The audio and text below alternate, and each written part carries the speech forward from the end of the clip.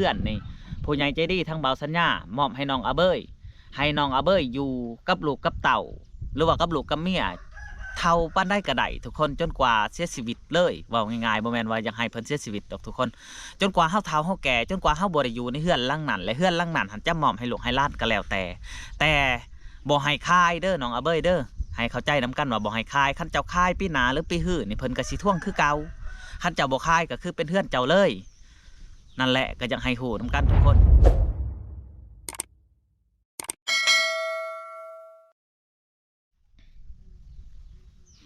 กราบสวัสดีและสบายดีบ่ว่า FC ฟังไทยและฟังลาวบ่ว่าพ่อแม่อยู่เมืองนอกเมืองนากะยินดีต้อนรับเข้าสู่ช่องบ่าวสัญญาเส้นเก่าเส้นเคยอีกแล้วทุกคนเลยเมื่อนี้บ่าวสัญญาก็สิมาแจ้งข่าวแล้วก็แจ้งข่าวเรื่องน้องอาเบยทุกคนเนาะคือทางเฮาก็เว้ากับผู้ใหญ่มาแล้วทุกคนเว้ากับผู้ใหญ่มาแล้วเนาะก็คือเห็นในคลิปน้องแล้วก็ทางบ่าวบัวเอาลงกับน้องก็โอ้มีความสุขทุกคนอยู่กับลูกกับเมียในรถไฟฟ้าเนาะแต่ทางเฮาเนี่ยก็ดีใจน้ำเพิ่นทุกคนแล้วก็เฮาก็สิมาบอกเพิ่นในคลิปนี้คลิปเดียวนะทุกคนและเฮาก็จะสิบ่ได้เฮ็ดคลิปน้องอาเบยจนกว่าน้องจะบ่ได้ปั่นป่วนทุกคนเพราะว่าสิมาบอกแจ้งข่าวกวาแมนครั้งสุดท้ายทุกคนก็คือเรื่องเฮือนน้องอาเบยทุกคนทางผู้ใหญ่ใจดีทางบ่าวสัญญาบอกแล้วกันและก็สิให้เฮ็ดคลิปออกให้ FC บ่ว่าในบ้านเฮาหรือว่าในเมืองเฮาหรือว่าในแขวงเฮาหรือว่าต่างประเทศก็ให้หูน้ำกันหาทุกคนให้เศร้าโลกได้หูน้ำกันเลยนะก็คือเฮือนน้องอาเบยทุกคนทางผู้ใหญ่ใจดีของบ่าวสัญญาว่ามอบให้น้องอาเบยแต่บ่ให้น้องคายเด้อทุกคนเด้อก็คือทางเฮากับเจ้าบริยุงเกี่ยวบาทนี่นะบ่ให้น้องคายขั้นน้องคายเฮือนลังนั้นเพราะว่าเฮายังบ่ทันได้มอบกรรมสิทธิ์นะทุกคนเพราะว่าน้องอาเบยมีอยู่3กรรมสิทธิ์กับว่าแมนแต่อันนั้นกรรมสิทธิ์ที่คายนี่จะยังคายบ่ได้เฮาบ่ทันได้มอบเฮือนนะก็คือเฮือนลังนั้นเฮาเฮ็ดไปสิกระทึกอยู่ทุกคนเฮาอยากให้น้องอยู่กับลูกกับเมียตลอดไปทุกคนแล้วก็ยังให้น้องอาเบยเบิ่งคลิปนี้เนาะก็คือทางอ้ายสิบอกว่าเฮือนลังนั้นหันให้เจ้าอยู่กับลูกกับเมียตลอดไปต่อไปอันให้เจ้าเฮ็ดทำโตดีๆเด้อน้องเด้อเพราะว่าเฮือนลังนั้นก็เขาเฮ็ดให้เจ้าคันเจ้าเฮ็ดดีเขาเจ้าก็จะบ่ได้ท่วงจนกว่าทั้งลูกทั้งหลานทั้งเล่นจนกว่ามืดชีวิตเฮาอยู่ซะทุกคนก็คือมอบให้น้องอาเบยคือเก่าคันว่าน้องจะคายและผู้ใหญ่ทั้งบ่าวสัญญาจะได้ดำเนินการต่ออีกครั้งหนึ่งแต่ว่าคลิปนี้บ่าวสัญญาก็สิได้เฮ็ดคลิปสั้นๆนะทุกคนก็คืออยากให้ FC ทั้งโลกรู้จักนำกันเนาะก็คือทั้งเฮือนในเพิ่นว่ามอบให้น้องอาเบยอีกครั้งหนึ่งทุกคนให้น้องมาพิจารณาหรือว่าให้น้องปรับปรุงตัวเองก็ว่าแมนให้เพิ่นอยู่ในเฮือนในชาติกับขอบกับครัวกับลูกกับเมียทุกคนก็คือเฮือนหลังนั้นก็มอบให้น้องอาเบยเฮาจะบ่ได้เอายังน้ำเพิ่นสักอย่างเลยนะทุกคนบ่แมนว่าเฮาสิไปม่างไปแกะไปไงเฮาจะบ่เฮ็ดทุกคนเฮามอบให้น้องเพิ่นแล้วก็ต่อไปนี้เฮาก็อยากบอกน้องอาเบยว่าให้ตั้ง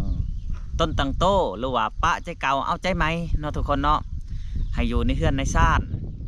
หรือว่าให้เฮ็ดกินกับลูกกับเมียหั่นแหละทุกคนเอ้ยก็คือทางเฮาก็เว้าไปในคลิปหั่นแหละ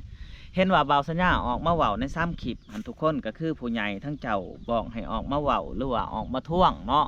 ยันน้องคายและก็สิ่งอื่นที่เฮาเว้าไปก็ผิดพลาดประการใดก็ขอโทษขออภัยทุกคนก็คือยังให้ FC และเศร้าโลกหูนํกันหั่นแหละเนาะเรื่องเฮือนเรื่องซ่านเป็นยังจังว่าเฮาบ่ได้มอบหั่นทุกคนก็คือเฮาว่าสิมอบในมือขึ้นเฮือนสำเร็จเสร็จสิ้นเฮาสิเอาในบงในบ้านมามอบให้น้องอาเบยจะเป็นสิทธิ์ของน้องอาเบยเลยว่าเฮือนหลังนี้ขึ้นกับน้องอาเบยเด้อและน้องอาเบยในเมื่อบ่าวสัญญามอบสิทธิ์ปึ๊บน้องอาเบยอยู่ไปหลายปีหรือว่า2-3 ปีก็ได้ทุกคนเฮามอบกรรมสิทธิ์ให้น้องอาเบยคายไปนี่ได้เลยทุกคนเพราะว่าเฮามอบกรรมสิทธิ์แล้วฮอดมือนั้นมือเฮือนสำเร็จน้องอาเบยบ่ได้บอกบ่าวสัญญาไปขึ้นเฮือนเฮาก็บ่ได้บอกในบงในบ้านเพราะฉะนั้นแล้วเพื่อนยังบ่ได้มอบให้น้องอาเบยนะทุกคนแต่ว่าบ่ได้มอบก็ซ้ำมอบทุกคนน้องอยู่กับอันลูกกับเมียหรือว่ากับไผก็แล้วแต่ทุกคนก็แล้วแต่น้องแต่ให้น้องเฮ็ดตัวดีๆคือบ่ให้คายเฮือน แล้วก็บ่ให้งัดไงไปคายหันคายนี่คันคายแล้วเพิ่นท่วงเด้อน้องเด้อให้เบิ่งคลิปอ้ายนี่เด้อคันเจ้างัดตัวนั้นงัดตัวนี้ไปคายหรือว่าเจ้าอยากคายเฮือนเจ้า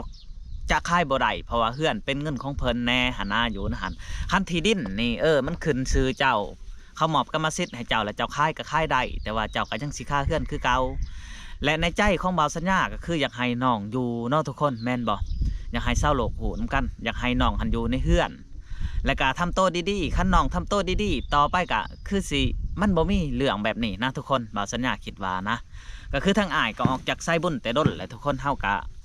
ได้ไปไซเดินป่าเลยนะคือเฮาก็บ่อยากไปยุ่งเกี่ยวกับเรื่องน้องอีกเพราะว่าเคสน้องอาเบยก็คือเห็นน้ำกันหั่นแหละเฮาออกไปก็3-4 เดือนเลยทุกคนประมาณนี้แหละคันสิฮอดให้บ่าวสัญญาว่าประมาณ3-4 เดือนนั่นแหละเฮาก็บ่ได้ไล่เบิ่งคลิปเนาะว่าเฮาออกจากเฮือนน้องอาเบยแต่เฮิงไปได้แหละบัดนี้ก็คือสิมาแจ้งข่าวเท่านี้บ่าวสัญญาก็สิได้ปิดคลิปนะทุกคนเฮ็ดคลิปสั้นๆก็ว่าแมนเลยนะคือในบ้งในบ้านว่าเพิ่นบ่ฮู้เฮายังบ่ทันได้มอบก็แม่นเด้อทุกคนบาง FC ว่าคือบ่อันนั้นไปขอบบอกแต่อันปุกเฮือนพุ่นขอบบอกในบ้งในบ้านว่าเฮือนนี่เป็นเฮือนน้องอาเบยมันบ่แม่นเด้อทุกคนก็คือที่ดินหันเขาซื้อให้น้องอาเบยน้องอาเบยมีกรรมสิทธิ์และที่ดินของน้องอาเบยโดยที่เฮาตั้งเฮือนเฮาตั้งได้ทุกคนหลังจากเฮาตั้งเฮือนแล้วเฮาก็ไปเอาในบ้งในบ้านมาเซ็นสัญญามอบใบกรรมสิทธิ์ให้น้องอาเบยจังถูกต้องนะแต่ว่าเพิ่นบ่ได้บอกแล้วก็บ่เป็นหยังทุกคนแบบนี้มันจังถูกนะก็คือบาง FC ก็หมิ่นถูกหมิ่นบ่ถูกก็บ่ได้ว่าหยังทุกคนก็แล้วแต่เขาเจ้าสิว่าเนาะเฮาปฏิเสธบ่ได้ก็คือปฏิเสธอันอื่นนี่เฮาปฏิเสธได้ทุกคน FC โจมตีภายนั้นภายนี่ FC บ่เข้าใจก็ให้เบิ่งในคลิปทุกคนแต่ว่าเฮาปฏิเสธเงินของผู้ใหญ่เฮ็ดเฮือนเพิ่นบอกนะได้เฮาก็ต้องเฮ็ดแนวนั้นได้ทุกคนเพราะว่าเป็นเงินเพิ่นนะ FC หันเฮายังว่าปฏิเสธเพิ่นได้แน่เล็กน้อยเพราะว่ามันบ่แม่นเงินเพิ่นเว้าออกมาให้ความคิดคำเห็นก็ดีใจนำเพิ่นทุกคนบางคนก็เอิ้นบักบางคนก็เอิ้นอ้ายไว้สินะจังได๋ก็ขอโทษขออภัยจังได๋ก็ขอบมุกขอบใจนำ FC ที่เบิ่งคลิปนี้ทุกคนเอาก็คือเฮาสิได้ปิดคลิปเพียงเท่านี้นะทุกคนคือเฮือนนี่ผู้ใหญ่ใจดีทั้งบ่าวสัญญามอบให้น้องอาเบยให้น้องอาเบยอยู่กับลูกกับเต่าหรือว่ากับลูกกับเมียเท่าปานได้ก็ได้ทุกคนจนกว่าเสียชีวิตเลยเว้าง่ายๆบ่แม่นว่าอยากให้เพิ่นเสียชีวิตดอกทุกคนจนกว่าเฮาเฒ่าเฮาแก่จนกว่าเฮาบ่ได้อยู่ในเฮือนหลังนั้นและเฮือนหลังนั้นหันจะมอบให้ลูกให้หลานก็แล้วแต่บ่ให้คายเด้อน้องอาเบยเด้อให้เข้าใจนํกันว่าบ่ให้คายคันเจ้าคายปีหน้าหรือปีหื้อนี่เพิ่นก็สิทวงคือเก่าคันเจ้าบ่คายก็คือเป็นเฮือนเจ้าเลยนั่นแหละก็อยากให้ฮู้นํกันทุกคนและกระบ่าวสัญญาก็จะบ่ยุ่งเกี่ยวเรื่องน้องอาเบยอีกทุกคนเฮาก็จะบ่ได้เฮ็ดคลิปน้องอาเบยและต่อไปเนาะคันว่าเฮาขึ้นไปไซนั่นเฮาก็สิไปเยี่ยมย่ำคันว่าเฮาบ่ได้ไปแล้วก็คือว่าหั่นแหละทุกคนเพราะว่าเฮาก็บ่อยากลายนะเอาทุกคนสำหรับคลิปนี้ก็บ่มีหยังลายเพื่อให้เบิ่งคลิปนี้ก็ขอให้อยู่มันควันยืนความเจ็บอย่าสุใดความไข้ยาสุมีปราศจากโรคภัยไข้เจ็บสำหรับคลิปนี้ขอกล่าวคำว่าสบายดีและสวัสดี